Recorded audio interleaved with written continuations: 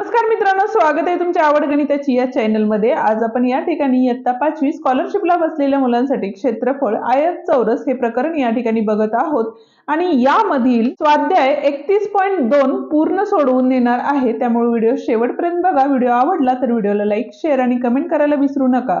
त्याचप्रमाणे चॅनलवर नवीन आणि पहिल्यांदाच असाल तर चॅनलला नक्की सबस्क्राइब करून बेल आयकॉन सुद्धा दाबा। तर बघूया पहिला प्रश्न काय आहे।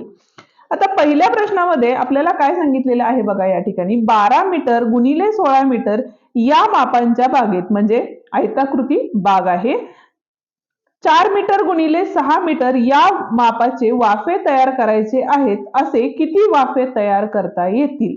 असा ज्या वेळेला प्रश्न येईल त्यावेळेला जे आता मोठं आयत आहे त्याचे क्षेत्रफळ काय असणार आहे बघा। या ठिकाणी तर 12 गुणिले 16 असणार आहे आणि छोटं जे वाफे तयार केलेलं आहे त्याचे क्षेत्रफळ म्हणजे त्या छोट्या आयताचे क्षेत्रफळ हे 4 गुणिले 6 असणार आहे।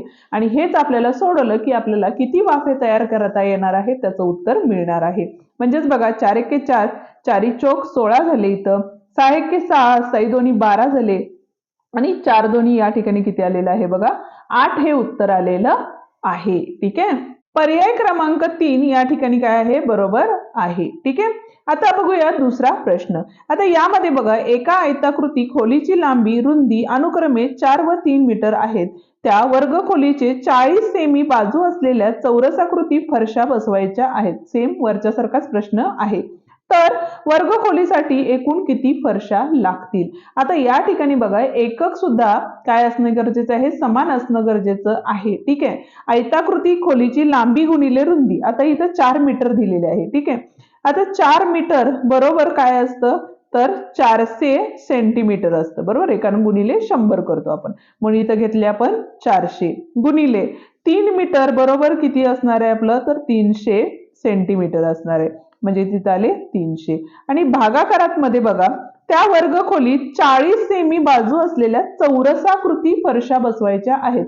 आता चौरसाकृतीचं म्हणजे चौरसाचे क्षेत्रफळ काय असते तर बाजू गुणिले बाजू असते, म्हणजे इथं काय घेणार आहे आपण 40 गुणिले 40 घेणार आहे। ठीक आहे, तर वर्ग खोलीसाठी एकूण किती फरशा लागतील असं आपल्याला विचारलेलं आहे। इथं बघा ह्या शून्याला ही शून्य गेली, इथल्या शून्याला ही शून्य गेली, या 4ला हे 4 निघून गेले।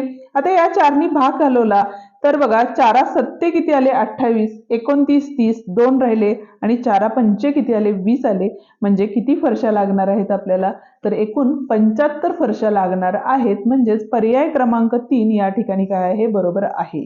आता तिसरा प्रश्न दिलेला आहे बघा, काय सांगितलेलं आहे 425 चौसेमी क्षेत्रफळ असलेल्या चौरसाकृती बागेला 4 पदरी कुंपण घालण्यासाठी 50 रुपये प्रति मीटर दराने किती खर्च येईल? ठीक आहे, आता 4 पदरी कुंपण घालायचे म्हणजे आपल्याला काय लागेल या ठिकाणी परिमिती लागेल, बरोबर आहे।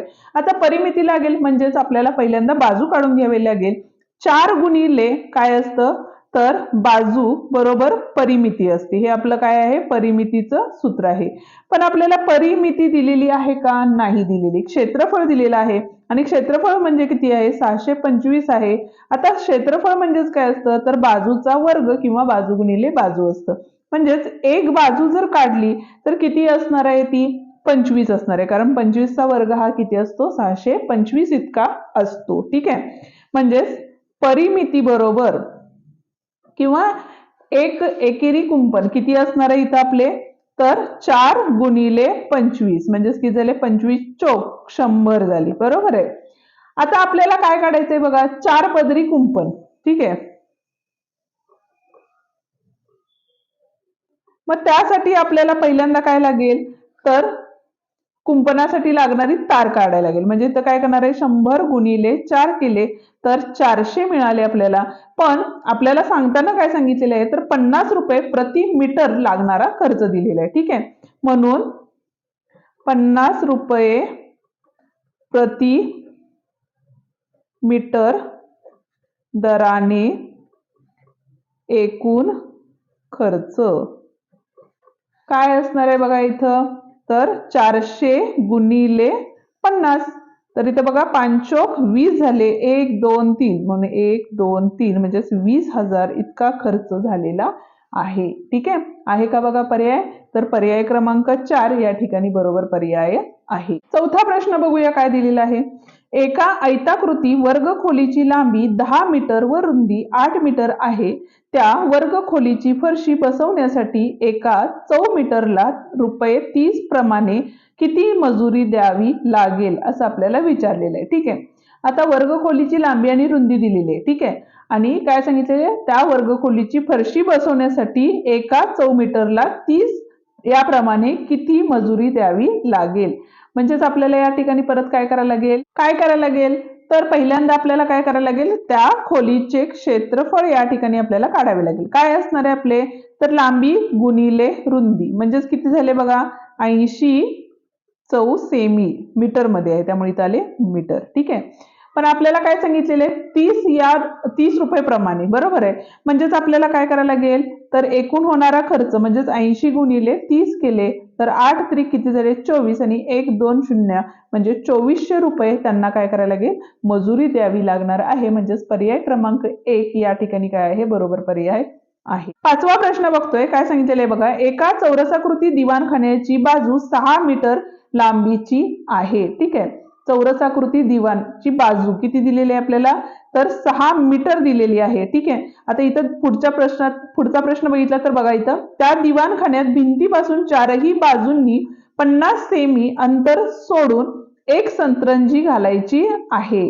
म्हणजे आपल्याला काय करायचंय बघा या ठिकाणी तर या ठिकाणी जर आपण चौरस मीटर असल्यामुळे इथलं बघा 6 मीटर म्हणजेच किती झाले आपले 600 सेंटीमीटर झालेले बरोबर आहे. आणि आपल्याला काय सांगितलेलं आहे तर चारही बाजूंनी 50 मीटरचं जे अंतर आहे ते ठेवायचं आहे. ठीक आहे. आणि मधल्या साईडला या ठिकाणी आपल्याला सतरंजी टाकायची आहे. ती किती सेंटीमीटरची आहे तर 50 सेमीची आहे.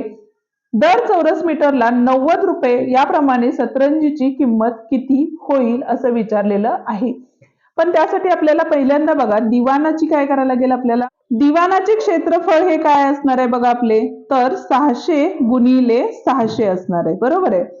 पण यामध्ये आपल्याला काय सांगितलेलं आहे तर दिवाणापासून 50 मीटर आतल्या साईडला असणार आहे. म्हणजेच किती झाले बघा या 600 मधून इथले 50 आणि इथले 50 गेले म्हणजे 100 गेले. म्हणजेच काय झाले बघा सतरंजीचे क्षेत्रफळ काढले तर या ठिकाणी बघा 500 आले. ठीक आहे. गुणिले 500 केले. का केले बघा इथले 50 सेमी इथले 50 सेमी म्हणजे 100 सेमी वजा केले. इथले 50 इथले 50 म्हणजे परत एकदा 100 सेमी वजा केले. ठीक आहे.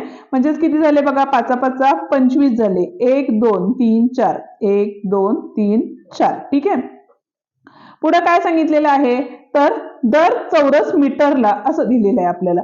आता दर चौरस मीटरला म्हणजेच हे जे आलं होतं आपलं ते काय आलं होतं सेमीचा वर्ग आला होता बरोबर आहे. म्हणजेच आपण काय करणार आहे बघा या ठिकाणी तर मीटर मध्ये करायचं झालं तर या ठिकाणी आपण भागिले काय करणार आहे 100 गुणिले 100 करणार आहे.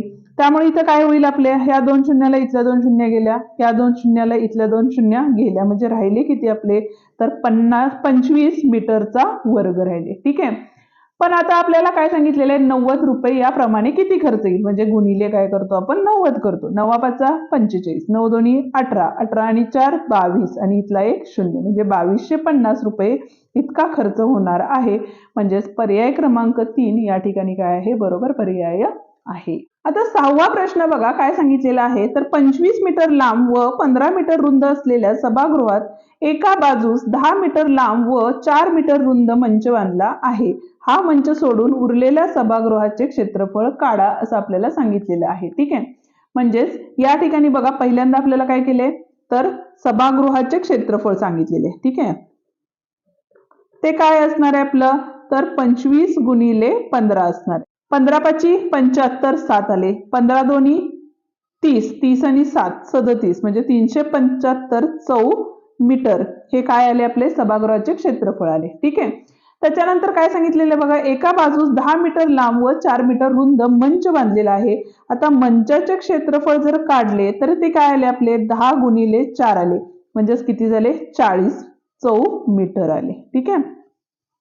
हा मंच सोडून उरलेल्या सभागृहाचे क्षेत्रफळ काढा म्हणजेच आपल्याला काय करायला लागेल इथं वजाबाकी करावी लागेल. इथं आले 5 7 4 गेले 3 राहिले आणि इथं आले 3 म्हणजे 335 मीटर हे काय असणार आहे, उरलेल्या सभागृहाचे क्षेत्रफळ असणार आहे.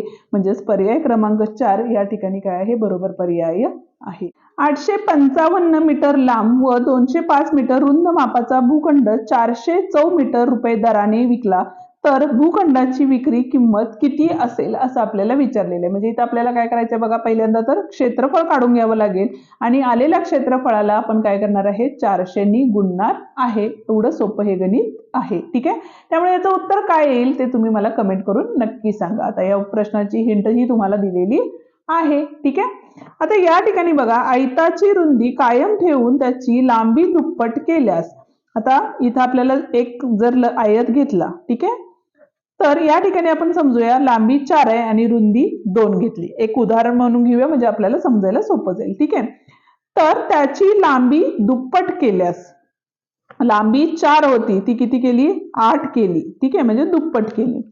त्याच्या क्षेत्रफळात कोणता बदल होईल. आता इथलं हे किती आहे बघा, 2 आहे आणि इथले किती आहे, 2 आहे. 4 दोन्ही इथे किती आले, 8 आणि इथे किती झाले बघा, 8 दोन्ही 16 झाले, कारण लांबी गुणिले रुंदी करतो. बरोबर आहे.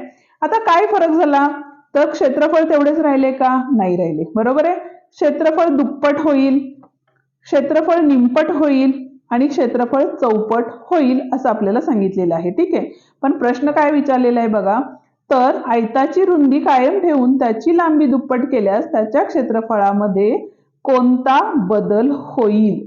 म्हणजे तर त्याचे क्षेत्रफळ हे काय झालेले आहे, दुप्पट झालेले आहे. म्हणजेच या ठिकाणी बघा पर्याय क्रमांक 2 या ठिकाणी बरोबर आहे. ठीक आहे, आणि त्याच पद्धतीनं 9वा प्रश्न जो आहे त्याचं उत्तर तुम्ही मला कमेंट करणार आहात. आता बघूया 10वा प्रश्न. 10व्या प्रश्नामध्ये काय सांगितलेले बघा, 48 मीटर लांबी व 12 मीटर रुंदी असलेल्या हॉलला 64 चौरसाकृती टाइल्स लागतात तर प्रत्येक टाइल्सची परिमिती किती असं आपल्याला विचारलेलं आहे. ठीक आहे, हा सुद्धा प्रश्न आपण पहिल्या प्रश्नासारखाच सोडवायचा आहे. तर आता या ठिकाणी बघा, आपल्याला आपण ज्या वेळेला टाइल्स किती हे काढतो त्यावेळेला इथं काय येणार आहेत, आपल्या 64 येणार आहेत. बरोबर आहे, आणि त्याच पद्धतीनं या ठिकाणी आपल्याला आयताकृती म्हणजेच काय असणार आहे, लांबी गुणिले रुंदी लिहिलेल्या आहेत आणि प्रत्येक टाइलची परिमिती आणि चौरसाकृती टाइल आहे त्यामुळे इथं काय घेतो आपण, तर बाजू गुणिले बाजू घेणार आहे. ठीक आहे, पण आपल्याला काढायचं काय, तर प्रत्येक टाइलची परिमिती काढायची म्हणजे पहिल्यांदा आपल्याला बाजू काढून घ्यावी लागणार आहे. आता बाजू काढायची म्हणजेच हा बाजू इकडे आल्यानंतर काय झाले बघा, बाजूंचा वर्ग झाला. इथं 48 गुणिले 12 आणि हा 64 इकडे आल्यानंतर भागाकारात गेला. काय केलं, हे जे होतं भागाकारात इकडे गुणाकारात गेलं आणि गुणाकारात होतं तिकडे आल्यानंतर भागाकारात गेलेलं आहे. ठीक आहे, आता इथं बघा 8 संग 48, 8 64. ठीक आहे, 4 दोन्ही 8, 4 त्रिकम 12 आणि इथं बघा 3 दोन्ही किती, बेत्रिक किती झाले, 6 झाले. आता बाजूचा वर्ग 3 गुणिले 3 म्हणजेच बाजू काय येणार आहे आपली, त्या ठिकाणी 3 येणार आहे. तर परिमिती ही काय असणार आहे, तर 4 गुणिले 3 म्हणजेच किती असणार आहे, 12 असणार आहे. एका टाइलची परिमिती ही किती असणार आहे, तर 12 मीटर इतकी असणार आहे. म्हणजेच पर्याय क्रमांक 4 या ठिकाणी बरोबर पर्याय आहे. या ठिकाणी आपला हा व्हिडिओ संपतो. आजचा व्हिडिओ तुम्हाला कसा वाटला ते मला कमेंट करून नक्की सांगा. व्हिडिओ आवडला असेल तर व्हिडिओला लाईक, शेअर आणि कमेंट करायला विसरू नका. आणि त्याचप्रमाणे जर चॅनलवर नवीन आणि पहिल्यांदाच असाल तर चॅनलला नक्की सबस्क्राईब करून बेल आयकॉन सुद्धा दाबा, जेणेकरून आपल्या नवीन आलेल्या व्हिडिओची नोटिफिकेशन तुम्हाला लवकरात लवकर मिळेल. धन्यवाद.